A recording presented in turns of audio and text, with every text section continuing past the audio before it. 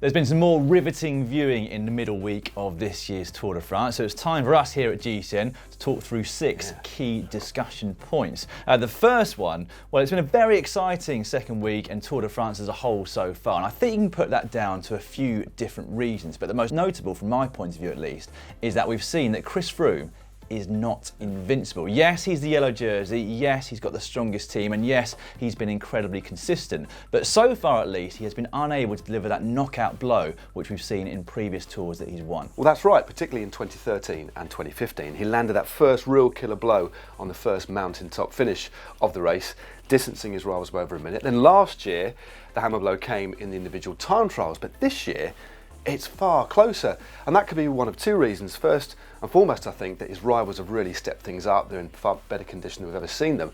But also, you know, has Chris Froome's powers waned, or at the very least, is he riding on a little bit of a plateau?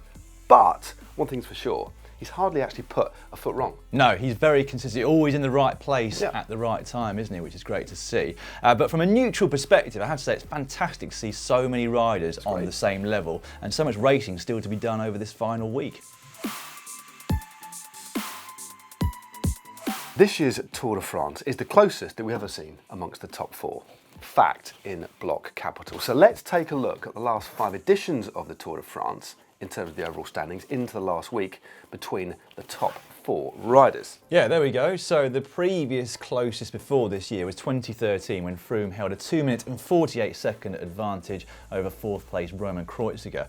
Back in 2014, Nibali had over 5 minutes back to 4th place Thibaut Pinot. This year, 29 seconds back to Rigoberto Urán. That is incredibly close. It does set up a tantalising final week of racing. I'm particularly looking forward to those final 2 big mountain stages and even the final time trial on the penultimate day. Anything could still happen, couldn't it? It's all up for grabs.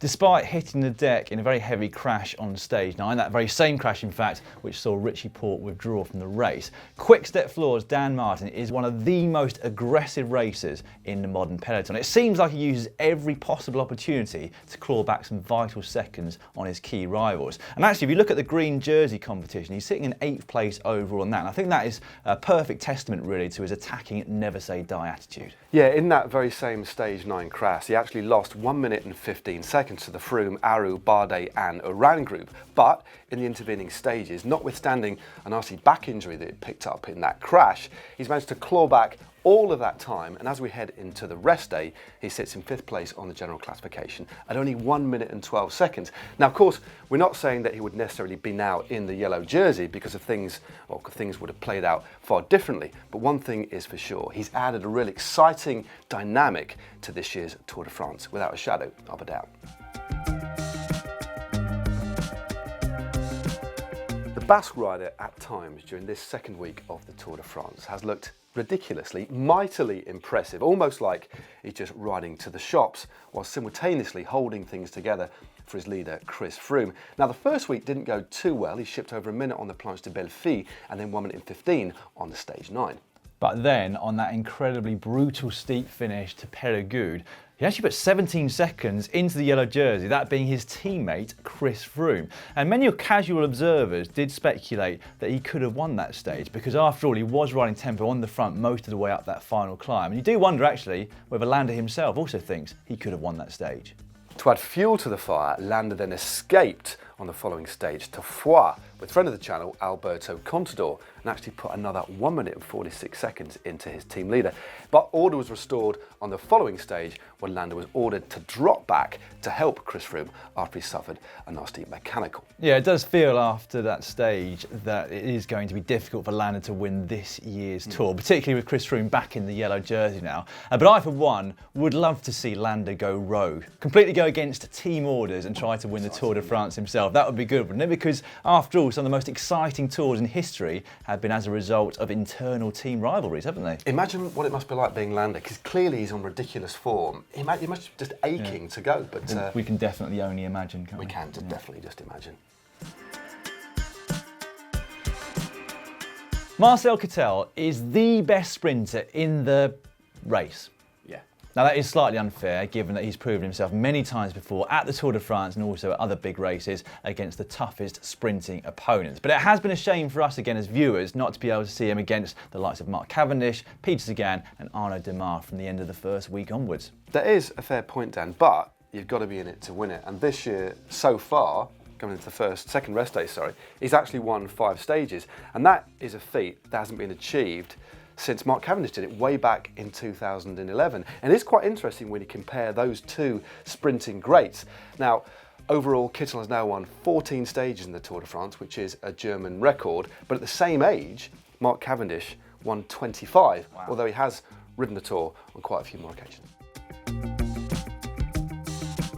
You've got to love Team Sunweb, haven't you? They're a squad that has really long-term development plans for their riders, and they execute those strategies particularly well. You've got to look, of course, well, the best example is this year's Giro d'Italia with the victory of Tom Dumoulin. And in this year's Tour de France, they've been mightily impressive because they set their stall out, they came hunting for stage wins, and so far, as we head into the rest day, they've got 2 of those, plus the mountains jersey on their shoulders as well. As you rightly say, Matt, what Team Sunweb do incredibly well is execute a plan, both long-term but also short-term. So take Barguil's victory as an example. They really studied those final few kilometres of the stage that he won, hence why he took the long way around that final corner and carried a lot more speed into the home straight than Quintana and Alberto Contador. And the following day they did exactly the same thing, so Michael Matthews knew exactly what he had to do, as did the rest of the team, giving them back-to-back stage victories. And I'm going to make a bold prediction. Go on then, Dan. This time next year, Tom Dumoulin's going to come along for Team Sunweb and win the Tour de France. You heard it here first. Actually, you probably didn't if you've listened to anyone else. They predicted exactly the same thing.